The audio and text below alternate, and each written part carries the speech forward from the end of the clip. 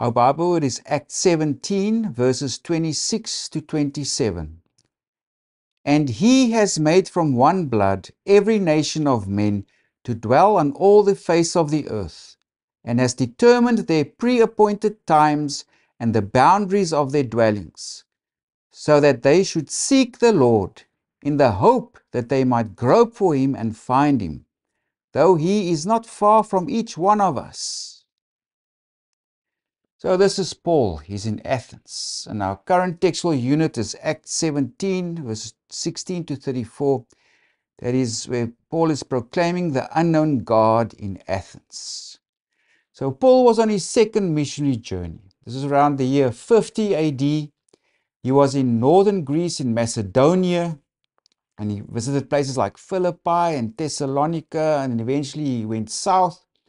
And now he came to Athens. And of course, Athens, that's the center of Greek culture, of Greek philosophy, Greek literature, rhetoric, architecture.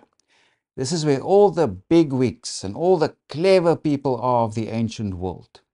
So here is Paul, this Jewish missionary apostle, and he brings this message of a resurrection and of a Jewish savior of the world that would have been very strange to the average Greek person. So Luke describes that Paul came to Athens and he spoke in the synagogues, and also he spoke to people in the marketplace, whomever he happened to meet.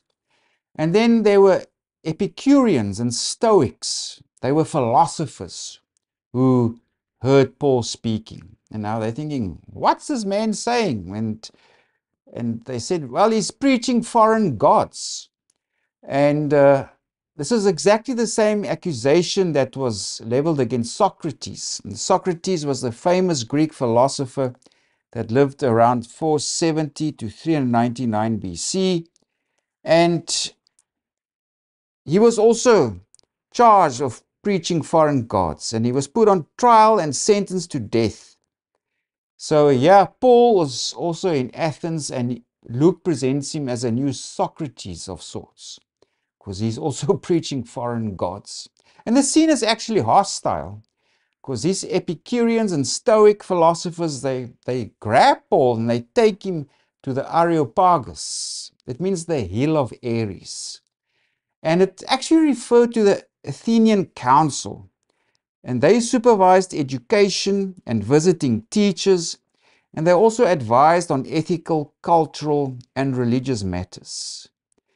They came together on the Areopagus, or at the foot of the hill, which is one hill there in Athens. That's where they met, or this council.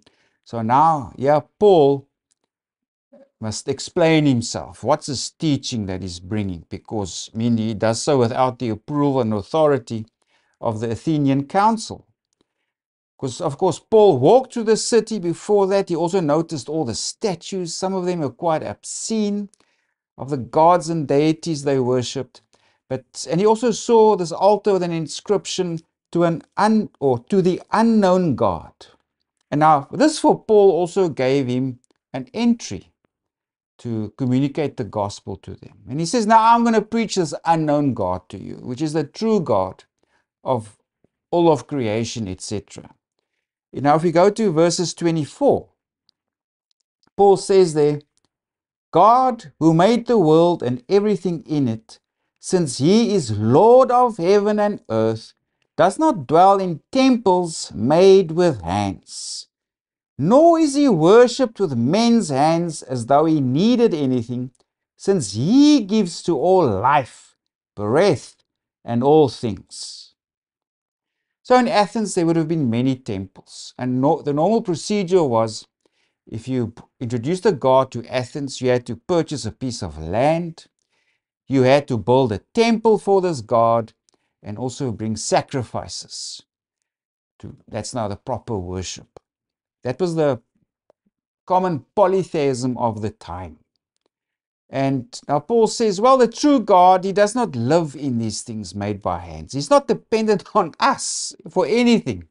It's God who gives life to everybody. He doesn't need temples. He doesn't need our service and our sacrifices, so to speak. animal sacrifices. And of course, Paul also preached against the current philosophers because, for example, the Epicureans who dragged him to the Areopagus, they didn't believe in life after death. They believed the atoms of your body dissolved and there's nothing left of you. The Stoics, they believed that everything is God. They were pantheists.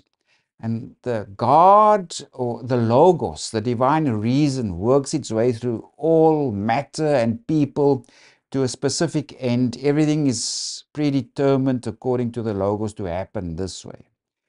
And the world is heading towards a conflagration of fire where the entire cosmos of the world will be destroyed by fire and then recreated, and everything will happen over again as it has done before. So you watching this, according to the Stoics, you've watched this billions of times in the past already, and you will, in new setup, you will also watch this billions of times in the future, because the cycle of the world repeats itself over and over again. And also the Platonists, they also had a school, a recognized school in Athens. They actually said, no, we must escape from the body, the physical body. And there's no resurrection. That was the common belief also. There's no resurrection from the dead. But there are also others who said there's no life after death. I mean, many tombs, there were inscriptions that said to that effect, once you die, it's finished. So yes, Paul, this Jewish missionary, he's really bringing this message of a foreign God, so to speak, about Jesus and his resurrection, but also God's purposes for mankind. And now if we come back to our Bible word, it says, and he has made from one blood every nation of men to dwell on all the face of the earth, and has determined their pre-appointed times and the boundaries of their dwellings, so that they should seek the Lord, in the hope that they might grope for him and find him, though he is not far from each one of us. So Paul is again saying there's one God, creator of the universe, and he controls the destiny of mankind, and he's positioned them wherever they may live, but with a reason so they can search for God, even grope for him. In other words, feel their way towards him. Because God does reveal himself in nature, that you can recognize, yes, there is a God. And Paul also makes connection with the people, because now he quotes Greek authors and poets, also to make common ground with them. For example, he quotes the Greek poet Epimenides of Crete, for in him we live and move and have our being. But he also quotes a 3rd century BC Stoic philosopher Aratus, for we too are his offspring.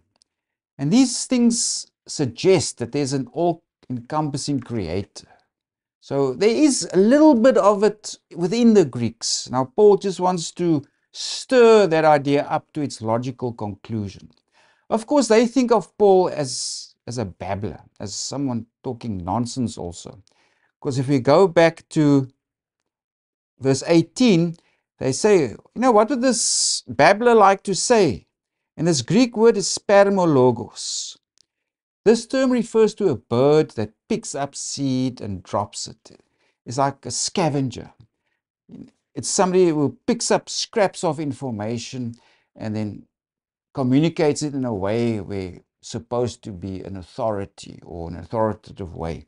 It's a bit like reading comments on social media today. People pick up little scraps of information and now they think they give an informed opinion.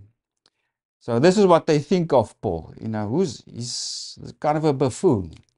He's this bird that picks up little piece of information and now he pretends to give something that's intellectual. Because Paul is here with the bigwigs. He's here in the heart of Athens with the philosophers, the intellectuals, the clever people that speak about important stuff. Because Luke also says that the people here in Athens, they like nothing more than to sit around all day, discuss things, even new things amongst themselves. But yes, Paul, he's proclaiming this Jewish message of this Jewish Messiah, one God and creator of all, resurrection from the dead, and So, of course, they would think he's a bit of a buffoon. But anyway, they will listen to him. And in the end, also, Luke says some actually followed Paul after this.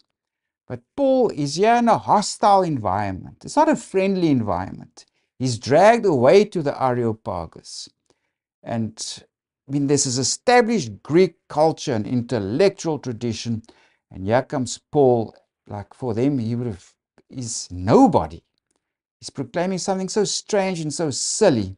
But here he is. He's proclaiming the message of Jesus and the resurrection.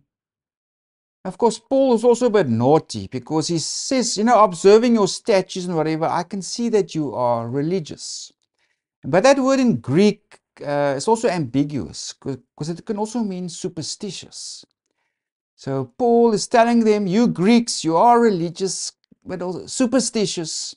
Because they even have that altar to an unknown God. They want to cover all their bases. So Paul also is preaching to them, these intellectual, clever people, that their beliefs and even their philosophy, their views of God or ultimate reality or life after death is juvenile. And now God has sent His Son also, the one creator of the universe, also to judge the world. And we can summarize Paul's message in this way. There is one God who is the creator and sustainer of all. God is not part of creation. God's existence or nature is not in any way subject to human action. God is in control of human destiny. God is utterly transcendent, but also immanent to all creation, and He can be discovered and known if people wish to do so. Also, you can have a personal relationship with God, to whom you are morally accountable. When we serve a God of righteousness. God overlooked human ignorance in the past, but now He calls all human beings to have a change of heart. In other words, to repent. History is meaningful, and creation is moving towards a definitive end, to a day of judgment and salvation for the righteous. Judgment will be performed by a righteous man. That's Jesus, whom God raised from the dead. So, hearing this, Greeks would say, huh? What are you talking about? This is foreign. We don't understand it. It's strange. So some people scoffed at him, but some people also followed him. So yes, Paul, he's proclaiming the message. Yeah, in this big, powerful, influential, and intellectual capital of the ancient world, so to speak. And he's bringing this very strange and foreign message. God of Israel is the creator of all, and that He's appointed Jesus through a resurrection to judge all people. And also our Bible, it also explains God's the creator of all people. They come from one blood. So that's the story of Adam in the background. And the rest of it is that also God has positioned them in their various places, but for the purpose that they should seek the Lord in the hope that they might grope for Him and find Him. So God is there, can be found, because like Luke says, He's not very far from each one of us.